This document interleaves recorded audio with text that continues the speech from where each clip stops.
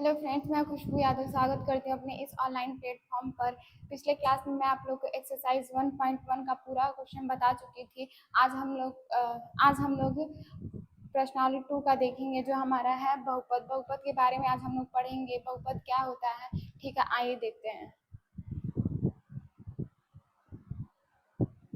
पहले तो हम देखेंगे बहुपद किसे कहते हैं। बहुपद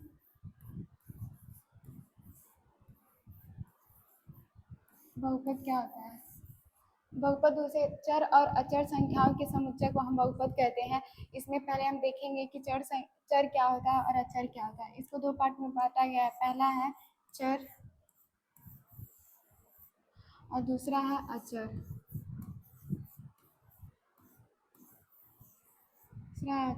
चर उसे कहते हैं जिसका मान बदलता रहता है, उसे हम चर कहते हैं। और अचर उसे कहते हैं जिसका मान कभी बदलता नहीं है, उसे अचर कहते हैं।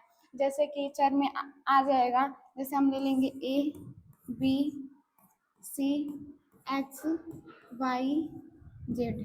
ऐसे इन सब का मान बदलता रहता है। और अचर हो गया, अचर में जैसे कि 1, 2, 3, 4, रूट में 3, ऐसे करके लेंगे। ये हम इसका मान फिक्स होता है, इसका मान नहीं बदलता है। जैसे कि अगर हम 2x लिए हैं, x की जगह पे हम लोग y भी ले सकते हैं, z भी ले सकते हैं। लेकिन 2 जो है, 2 की जगह पे हमेशा हम लोग 2 ही लेंगे। 2 को अगर हम लिखना होगा तो हमेशा उसको 2 ही लिखेंगे। लेकिन x को अगर हमको लिखना होगा तो x की जगह पे हम y भी लिख सकते हैं, z भी लिख सकते हैं। तो इसका मान कभी नहीं बदलता है, जिसे हम लोग अचर कहते हैं। और जिसका मान बदलता है उसे हम लोग चर कहते हैं। मुझे उम्मीद है आप लोग को बहुपद समझ में आ गया होगा किसे कहते हैं। अब हम देखेंगे बहुपद किसे कहते हैं। जैसे कि लिखा है बीजीय बहुपद। बीजीय बहुपद। बीजीय बहुपद। बीजीय बहुपद किसे कहते हैं? जैसे चर और अचर को गुणा और उसको भाग और घटाना के पदों में जो लिखा जाता है उसे हम लोग बीजीय बहुपद कहते हैं। जैसे कि इसे 2x हो जाएगा प्लस 3y, ये हमारा बीजीय बहुपद है। अगर 2x भी लिखा है, ये भी हमारा बीजीय बहुपद है। इसमें होता है चर और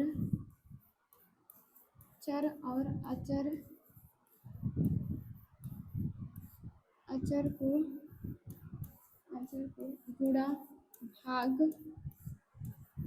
गुणा भाग जोड़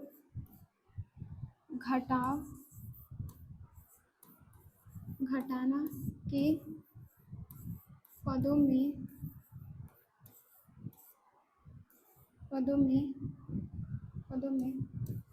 लिखा जाता है उसे बीजीय बहुपद कहते हैं। बीजीय बहुपद कहते हैं।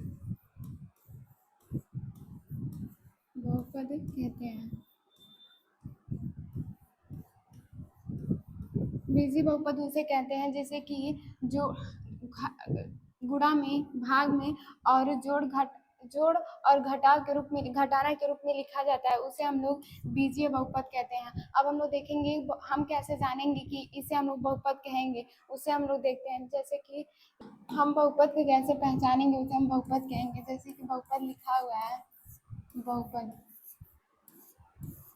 बहुपद में लिखा होगा, जैसे इसमें होता है पदों की संख्या निश्चित होनी चाहिए। निश्चित होना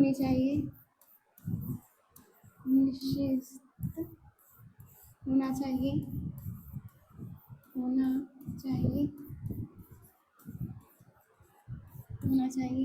दूसरा है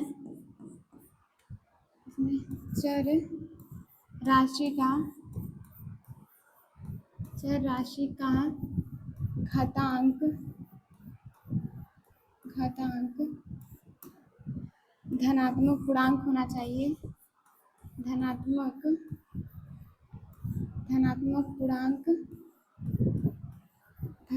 पूर्णांक हो। अगर चर राशि का जो घातांक है धनात्मक पूर्णांक होगा तो उसे हम लोग चर कहेंगे। तीसरा है प्रत्येक पद में चर राशि का गुणांक एक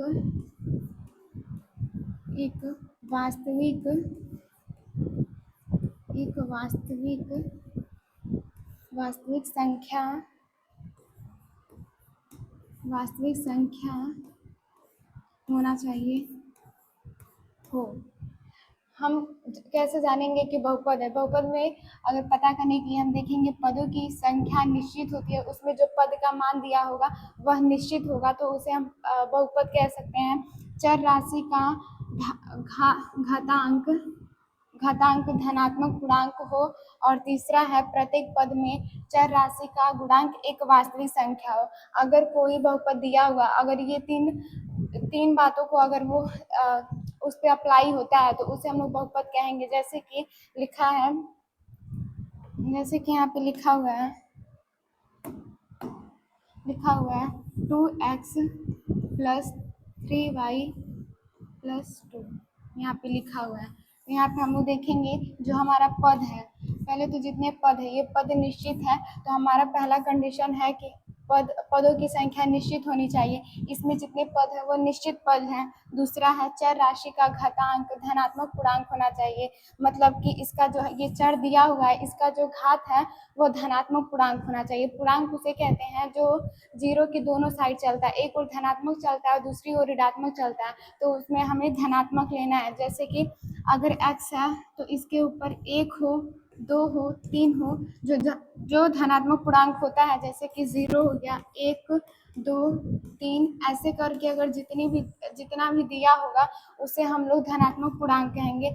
अगर ये ऐसा हुआ तो उसे हम लोग कहेंगे कि चर राशि का घातांक धनात्मक पूर्णांक है। तो इसमें देखेंगे x के ऊपर कुछ भी नहीं है तो 1 है, तो ये हमारा धनात्मक पूर्णांक है। y पे भी है 1। और तीसरा है प्रत्येक पद में चर राशि का गुणांक एक वास्तविक संख्या हो। तो यहाँ पे 2 है, 3 है, 2 है, ये जितने सारे हैं ये हमारे सारे वास्तविक संख्या है। और जो x के और जो जैसे 2x लिखा हुआ है तो x के साथ 2 लिखा है तो x का गुणांक 2 ही है, तो x के साथ जो भी लिखा होगा तो वो उसका गुणांक हो जाएगा। और जैसे कि अगर लिखा हुआ है, अगर कोई संख्या दिया हुआ है, अगर इसके नीचे अगर बहुपद आ जाएगा तो वो हमारा बहुपद नहीं होगा। जैसे लिखा हुआ है 2x + 3y + 2, अगर ऐसे कहीं दिया होगा तो ये हमारा बहुपद नहीं होगा। इसे हम लोग लिखेंगे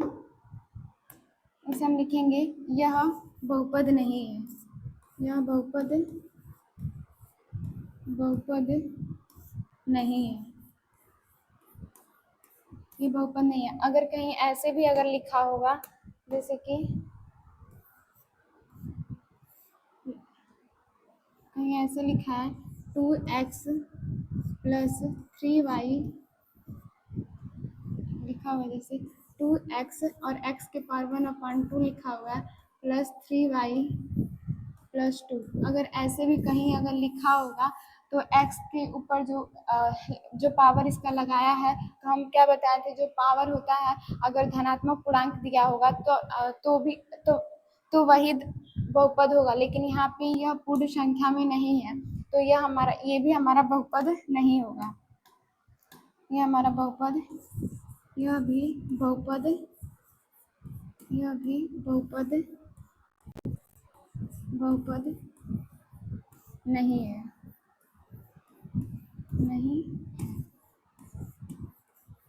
मैं आप लोग को बता चुकी हूँ बहुपद किसे कहते हैं और बहुपद की हम लोग पहचान कैसे करेंगे कि बहुपद क्या होता है। मैं आप लोग को बहुत अच्छे तरीके से बता चुकी हूँ। अब हम लोग आगे देखते हैं। अब यहाँ पे हमारा जो लिखा हुआ है बहुपद को दो पदों में बांटा गया है। बहुपद मैं आप लोग को बता चुकी हूँ बहुपद किसे कहते हैं। इसको दो पार्टों में दो भाग में बांटा गया है। पहला है पदों के आधार पर वर्गीकरण और दूसरा है घात के आधार पर। पदों के आधार पर बांटा गया है एक पदी बहुपद, द्विपदी बहुपद, त्रिपदी बहुपद और शून्य बहुपद में।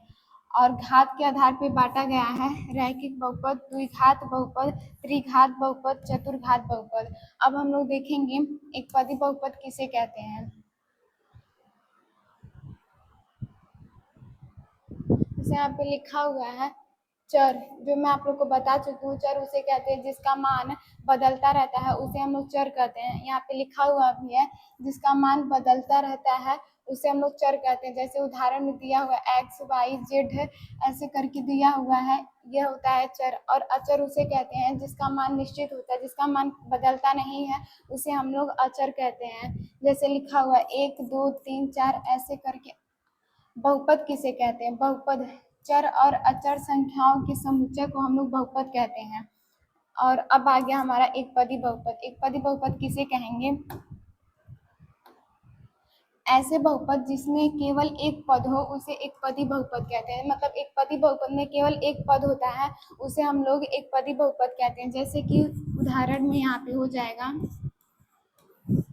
2x square, 3x, 4y, 4y। इसमें हम देख रहे हैं केवल एक पद ही है, इसे हम लोग एक पदी बहुपद कहेंगे। दूसरा हमारा है द्विपदी बहुपद किसे कहेंगे। ऐसे बहुपद जिसमें दो पद हो, जिसमें दो पद हो उसे द्विपदी बहुपद कहते हैं। द्विपदी बहुपद उसे कहते हैं जिसमें दो पद होते हैं। जैसे कि उदाहरण में दिया हुआ है 2xy a plus B, 2xy minus 3, इसमें दो पद है, इसे हम लोग द्विपदी बहुपद कहेंगे। तीसरा हमारा है त्रिपदी बहुपद। ऐसे बहुपद जिसमें तीन पद होते हैं उसे त्रिपदी बहुपद कहते हैं। जैसे यहाँ पे उदाहरण के लिए दिया हुआ है x square plus 5n plus 6, ऐसे करके दिया हुआ है, इसे हम लोग त्रिपदी बहुपद कहेंगे। अब आगे का देखते हैं हम लोग। अब हमारा है शून्य बहुपद। शून्य बहुपद किसे कहते हैं। ऐसे बहुपद जिसमें बहुपद के सभी गुणांक शून्य हो उसे शून्य बहुपद कहते हैं। शून्य बहुपद उसे कहते हैं जिसमें बहुपद के सभी गुणांक शून्य होते हैं, उसे हम लोग शून्य बहुपद कहते हैं। जैसे दिया हुआ एक्स वाई, जिसे चर पद कहते हैं, का मान जो पूरे बहुपद के मान को शून्य कर दे उसे वह शून्यांक कहलाता है। शून्यांक मतलब उसे कहते हैं, किसे कहते हैं, जो x का ऐसा मान जो पूरे बहुपद के मान को शून्य कर देता है उसे हम लोग शून्यांक कहते हैं। जैसे कि अगर लिखा हुआ है 2x प्लस 3 लिखा हुआ है, तो यहाँ 3 बराबर, पहले एक बहुपद लेंगे जिसे 0 के बराबर हम लोग ले लेंगे। यहाँ पे लिखेंगे 2x और ये इधर जाएगा तो -3 हो जाएगा, तो x बराबर हो जाएगा 3/2 हो जाएगा, 2 हो जाएगा। अब हम लोग x के मान, जो हमारा x का मान है, इसे हम लोग इसमें रखेंगे 2x प्लस 3। अब इसमें हम लोग x का मान रखेंगे -3/2 प्लस 3, और ये 2 से 2 कट जाएगा और ये -3 और +3 बच, तो ये दोनों कट जाएंगे तो बचेगा हमारा 0। तो हम देख रहे हैं कि इसका मान आ जा रहा है 0, जो पूरे बहुपद के मान को शून्य कर देता है उसे हम शून्य बहुपद कहते हैं।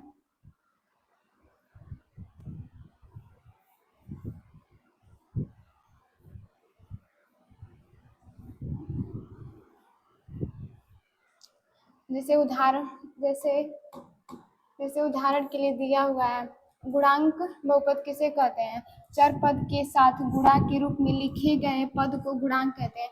गुणांक किसे कहते हैं कि जो चर पद के साथ लिखा गया होता है उसे हम लोग गुणांक कहते हैं। जैसे लिखा हुआ है 4x, तो इसमें x का गुणांक हम देखेंगे तो 4 है, तो यहाँ पे 4 हो जाएगा। और यहाँ पे 3x स्क्वायर है, तो x का स्क्वायर का गुणांक जो हमारा है वो 3 है। जैसे अगर लिखा हुआ है, जैसे अगर लिखा हुआ है 4y, तो अगर हमसे कोई पूछेगा y का गुणांक क्या है तो हम बताएंगे y का गुणांक 4 है, क्योंकि y 4 के साथ ही जुड़ा हुआ है, तो जो इसके साथ रहता है उसी का हम उसे उसका गुणांक कहते हैं। ठीक है, आगे देखते हैं।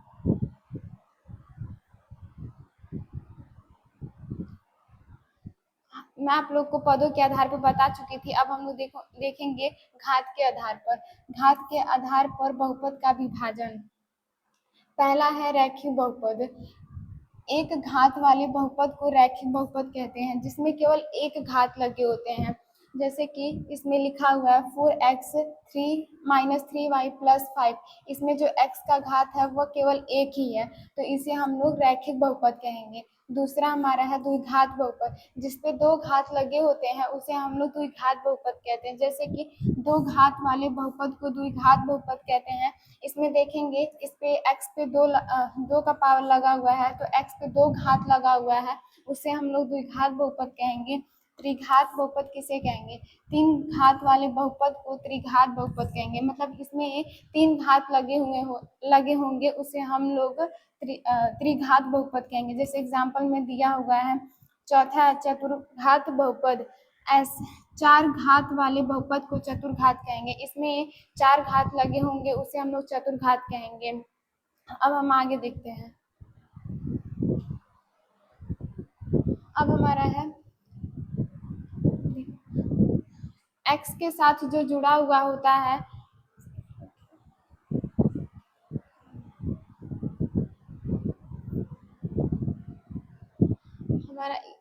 हमारा प्रश्नावली शुरू होता है। प्रश्नावली हमारा है 2.1। इसमें हम देखेंगे किसी बहुपद px के लिए ypx का ग्राफ नीचे आकृति 2.10 में दिया है। प्रत्येक स्थिति में px के शून्यकों की संख्या ज्ञात करनी। इसमें हमें शून्यकों की संख्या ज्ञात करनी है। तो इसमें हम देखेंगे x अक्ष पे कितने कट हो रहे हैं। अगर x जितने जगह पे कट होगा उसे हम लोग उसका शून्य कहेंगे। तो इसमें हम देखेंगे x अक्ष पे एक भी कट नहीं हुआ है, तो पहले का हमारा हो जाएगा। इसमें हम लिखेंगे यह शून्यक नहीं है। शून्यक नहीं है। शून्यक नहीं है।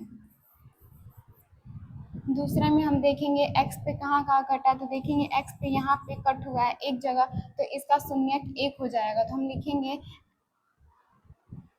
x का शून्यक, लिखेंगे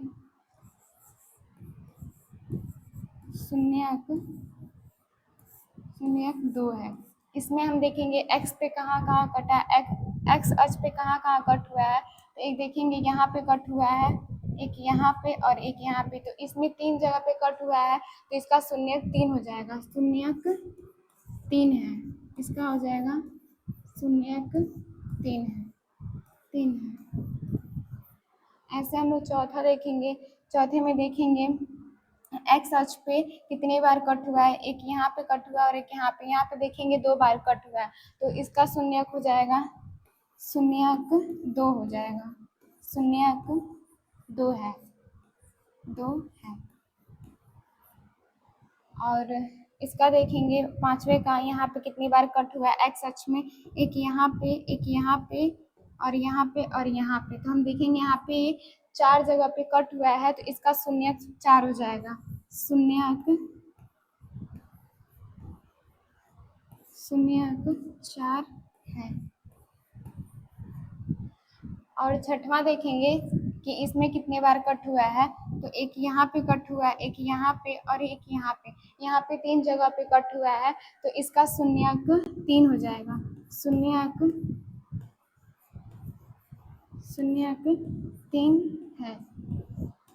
शून्यक 3 है। मैं आप लोग को प्रश्नावली 2.1 का पूरा क्वेश्चन बता चुकी हूँ। अब मैं आप लोग को आगे का